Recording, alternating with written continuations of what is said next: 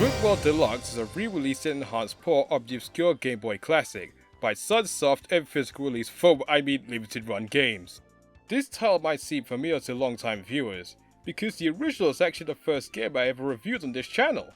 Jeez, that was 5 years ago, and I'm still mellowing in mediocrity all these years later. Here's a brief summary of what goes down in the game. The king of the Shababu people has gone crazy thanks to an evil flower on his head, which caused him to steal the Mitre flower that was being protected by an elder Shababu on Mount Dubious, disrupting the world's peace. You take control of Yakupu, the elder's grandson, and a character that may seem familiar if you played Galaxy Fight or Blaster Master 02. Also, I still can't get over the fact that Kana from that game is an anthropomorphized version of the Mitre flower. How do you go from this to this? But back to the subject matter. Trip World is a simple platformer that has 5 stages and only takes around half an hour to beat if you're experienced at it. The only things Yakupu could do in his base form is jump and kick, and the kick doesn't have a ton of range, so you'll have to get up close to attack things. But even then you really won't need it that much since most of the enemies in this game are passive anyway. Thankfully you do have access to some other forms, most of them you acquire through temporary power-ups. But the flight form and fish forms can be activated whenever by pressing up and B or down and B. There's also some special forms you could see if you grab one power-up while already having another. My favourite still being that lanky one which can one-shot everything.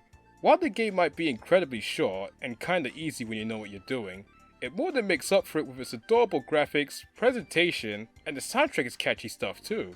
It's not something I'd recommend to everyone, but if you're looking for something cute and not too long to finish, I'm sure you could get some enjoyment out of it.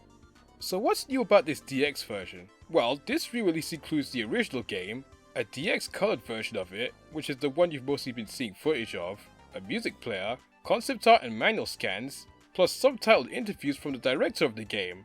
But back to that color version real quick, because get this, it was handled by Torus, the same person who I mentioned made those color versions of Super Mario Land 1 and 2 in my reviews of those games. Good to see you work again, buddy. Oh yeah, if you do happen to be struggling with this game, if you press the L button, you can pull a Will Smith and use rewind time, similar to the games in the NSO applications. As much as I like Trip World Deluxe though, the price tag of this title is a bit on the steep side, especially when compared to how much the Virtual Console release on 3DS originally costed. Again, it does have all those bonus features, but at the end of the day you're still paying this much for a very short game you could finish it under just half an hour, so you may want to wait for a sale or something. A very similar issue I had with Clockwork Aquario in retrospect.